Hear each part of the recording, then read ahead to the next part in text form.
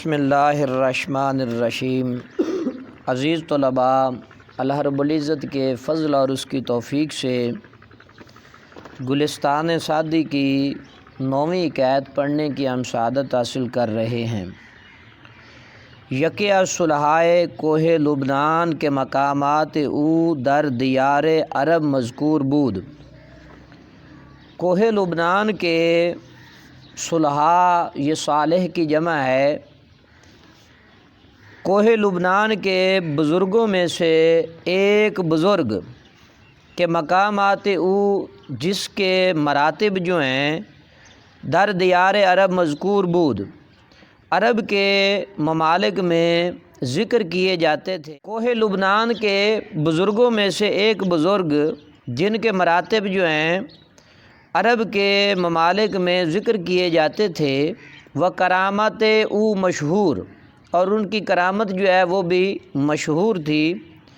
بجامع دمشق در آمد، دمشق کی وہ جامع مسجد میں تشریف لائے۔ اس میں در آمد میں لفظ در جو ہے یہ زائد ہے۔ بر کنارے برکہ کلاسہ طہارت ہمی ساخت، برمنا پر کنارے برکہ حوض کے کنارے، کلاسہ میں جو چونے کا بنا ہوا یا گچ کا بنا ہوا ہے، طہارت ہمی ساخت وضو بنا رہے تھے۔ بر کنارے برکہ کلاسہ طہارت ہمی ساخت، شیخ جو ہیں وہ گچ کے چونے کے بنے ہوئے حوض کے کنارے پر وضو بنا رہے تھے۔ پایش بے لغزید، ان کا پاؤں جو ہے وہ پھسل گیا، پاؤں پھسل گیا۔ وبا حوض در افتاد، اور وہ حوض میں گر پڑے۔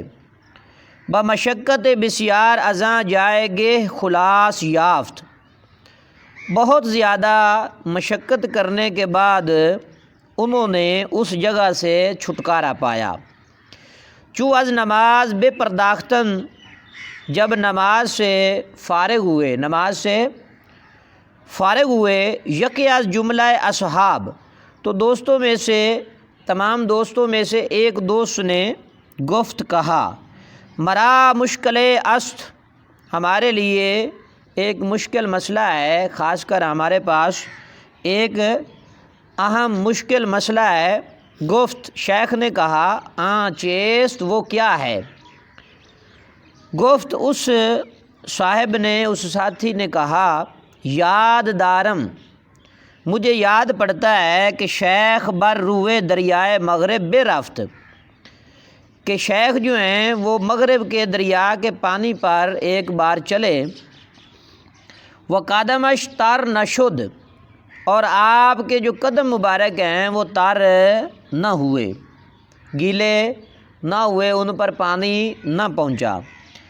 امروز چے حالت بود، آج کیا ہو گیا تھا، آج کیا حالت ہوئی ہے کہ دری قامت آب از ہلاکے چیز نہ ماند، کہ آج قد آدم پانی میں مرنے میں کوئی کسر نہ رہی، مرنے میں کوئی کسر نہ رہی۔ شیخ سر بجیب تفکر فرو بردا، شیخ نے غور و فکر کرنے کے لیے اپنا سر جو ہے وہ گریبان میں لے گئے۔ شیخ غور و فکر کرنے کے لیے اپنا سر جو ہے گریبان میں لے گئے۔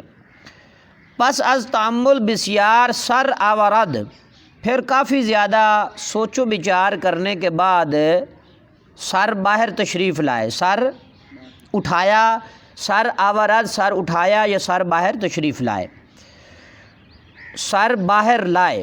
وگفت نہ شنیدہ، اور نہ شنیدہ ای، وگفت نہ شنیدہ ای، اور کہا کہ کیا تو نے سنا نہیں ہے کہ سید عالم صلی اللہ علیہ وآلہ وسلم گفت، کہ حضور علیہ الصلوۃ والسلام نے ارشاد فرمایا، لی مع اللہ وقت لا یسعنی فیہ ملک مقرب ولا نبی مرسل، کہ رسول اللہ صلی اللہ علیہ وآلہ وسلم نے فرمایا کہ میرے لیے اللہ کے ساتھ ایک وقت ایسا ہوتا ہے کہ جس میں نہ کوئی مقرب فرشتہ ہوتا ہے اور نہ ہی کوئی نبی مرسل وہاں پر تشریف فرما ہوتا ہے۔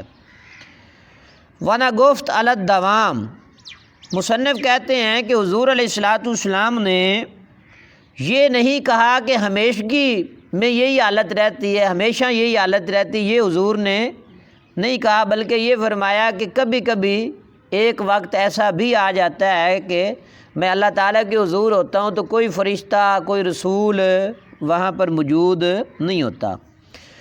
وقت چنی بودے کہ بجبرائیل و میکائیل نہ پرداختے، اور اس وقت میں حضرت جبرائیل علیہ السلام اور میکائیل علیہ السلام کی طرف توجہ نہیں فرماتے۔ وہ دیگر وقت بحفصہ و زینب در ساختے، اور دوسرا وقت حضرت حفصہ اور حضرت زینب، یہ حضور کی ازواج مطہرات ہیں، دوسرا وقت حضور علیہ الصلاۃ والسلام حضرت حفصہ اور حضرت زینب رضی اللہ تعالیٰ عنہ کے ساتھ ہوتے ہیں۔ مشاہدۃ الابرار، نیکوں کی حالت کا مشاہدہ، بین التجلی والاستتار، تجلی کہتے ہیں ظاہر ہونا، واضح ہونا، تجلی، اور استتار کہتے ہیں کہ پوشیدہ ہونا، نظروں سے اوجھل ہو جانا، پردہ پوش ہو جانا۔ اب ترجمہ سمجھیں، مشاہدۃ الابرار بین التجلی والاستتار، نیکوں کی حالت کا مشاہدہ تجلی اور پردہ پوشی کے درمیان ہوتا ہے۔ میں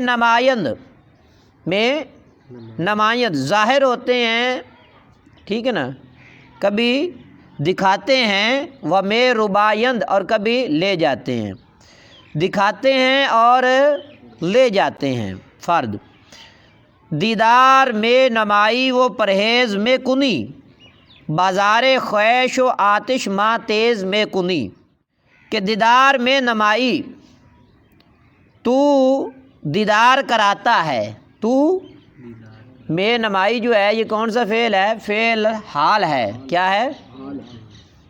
ٹھیک ہے نا، فعل ہاں، تو دیدار کراتا ہے، و پرہیز میں کنی، اور پرہیز کرتا ہے، بازار خواہش و آتش ماں تیز میں کنی، اور اپنا بازار اور ہماری آگ کو تیز کرتا ہے، تیز میں کنی، تیز کرتا ہے، آتش ماں ہماری آگ، بازار خواہش اپنا بازار، و آتش ماں اور ہماری آگ، تیز میں کنی تو تیز کرتا ہے۔ قطع اشاہد من احوا بغیر وسیلۃ فیلحقنی شان ادل طریقہ، اشاہد میں دیکھتا ہوں، من احوا جس سے میں بہت زیادہ محبت کرتا ہوں، بغیر وسیلۃ بغیر وسیلے کے، بغیر وسیلے کے جس سے میں عشق کرتا ہوں میں اسے دیکھتا ہوں۔ فیلحقنی شان، اور مجھ پر ایک حالت ایسی ہوتی ہے، ادل طریقہ، میں راستہ بھول جاتا ہوں، میں راستہ بھول جاتا ہوں۔ یعجج نارا ثم یطفی برشۃ لذاک ترانی محرکا و غریقا، یعجج نارا، آگ بھڑکاتا ہے، آگ بھڑکاتا ہے، ثم یطفی برشۃ، اور پھر بجھاتا ہے چھینٹے کے ساتھ، رشہ کہتے ہیں چھینٹے کو، پھر بجھاتا ہے چھینٹا مار کر، لذالک ترانی، اسی سبب سے، اسی وجہ سے، ترانی تو مجھے دیکھتا ہے، محرکن، لذاک ترانی محرکن، اسی وجہ سے، ترانی تو مجھے دیکھتا ہے، محرکن جلا ہوا، و غریقن اور ڈوبا ہوا، کیا دیکھتا ہے؟ جلا ہوا اور ڈوبا ہوا۔ مثنوی یک پرسید ازاں گم کردہ فرزند کہ اے روشن گوہر پیر خرد مند، پیر خرد مند، یک پرسید ازاں گم کردہ فرزند، کسی ایک نے پرسید پوچھا اس سے، گم کردہ فرزند جس کا لڑکا گم ہو گیا، جس کا فرزند گم ہو گیا، کون؟ حضرت یوسف علیہ السلام، حضرت یعقوب علیہ السلام سے کسی نے پوچھا، اے روشن گوہر، اے زندہ دل، اے چمکنے والے دل والے، اے روشن دل، پیر خرد مند اور عقل مند بزرگ، عقل مند بزرگ، عقل مند بوڑھے بزرگ، ز مصرش بوئے پراہن شنیدی، چرا در چاہے کنانش ندیدی۔ انہوں نے کیا پوچھا کہ اس کی خوشبو، اس کے پیراہن کی خوشبو، یعنی حضرت یوسف علیہ السلام کے لباس کپڑے کی خوشبو، اس کے پیراہن کی خوشبو مصر سے شنیدی تو نے سونگھ لی۔ شنیدی کا معنی تو نے سن لی، بمعنی کیا ہے؟ تو نے سونگھ لی۔ چرا در چاہے کنانش ندیدی، کہ اسے کنان کے کنویں میں تو نے کیوں نہ دیکھا؟ تو نے بھئی اتنی دور سے تو نے اس کے لباس کی خوشبو کو تو سونگھ لیا، حضرت یوسف علیہ السلام کے لباس کی خوشبو کو تو نے محسوس کر لیا، سونگھ لیا، اور جب انہیں بھائیوں نے کنان کے کنویں میں ڈال دیا تھا تو اس وقت تو نے کیوں نہیں دیکھا؟ یہ کسی نے پوچھا۔ بگفت احوال ما برکے جہاں است، دم پیداؤ دیگر دم نہاں است۔ بگفت احوال ما، انہوں نے کہا کہ ہمارے جو احوال ہیں برکے جہاں است، دنیا کی بجلی کی طرح ہیں، بجلی کی طرح ہیں۔ دم پیدا او، ایک لمحے میں ظاہر ہو جاتے ہیں، دیگر دم نہا است، ایک لمحے میں پوشیدہ ہوتے ہیں۔ ایک لمحے میں یعنی ایک لمحہ لگتا ہے کہ وہ ظاہر ہو جاتے ہیں، اور ایک لمحہ لگتا ہے کہ وہ ہم سے پوشیدہ ہوتے ہیں۔ گہے بر تارم اعلیٰ نشینم، گہے بر پشت پائے خود نہ بینم۔ کبھی، گہے میں نا کبھی، بر تارم اعلیٰ، بلند کوٹھا، تارم اعلیٰ کسے کہتے ہیں جی؟ بلند کوٹھا۔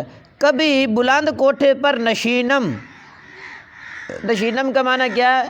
میں بیٹھتا ہوں، ٹھیک ہے نا؟ تو یہاں ہم ترجمہ کریں گے جمع متکلم والا با محاورے میں، ٹھیک ہے، لیکن واحد متکلم کا بھی آپ کر سکتے ہیں۔ گہے بر تارم اعلیٰ نشینم، کہ کبھی اعلیٰ کوٹھے پر ہم بیٹھے ہوتے ہیں، یا اعلیٰ کوٹھے پر میں بیٹھا ہوتا ہوں۔ گہے بر پشت پائے خود نہ بینم، کبھی اپنے پاؤں کی پشت پر نہ بینم، میں نہیں دیکھتا ہوں، میں، یا کبھی اپنے پاؤں کی پشت پر ہم نہیں دیکھتے ہیں۔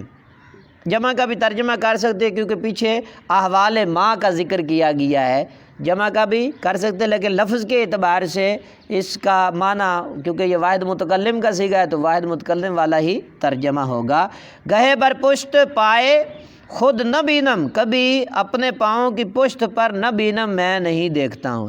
یعنی کبھی کبھی ہماری حالت یہ ہوتی ہے، بڑی سے بڑی بلندی پر ہم دیکھ لیتے ہیں، اور کبھی کبھی ہم اپنے پاؤں کی پشت پر بھی نہیں دیکھ سکتے ہیں۔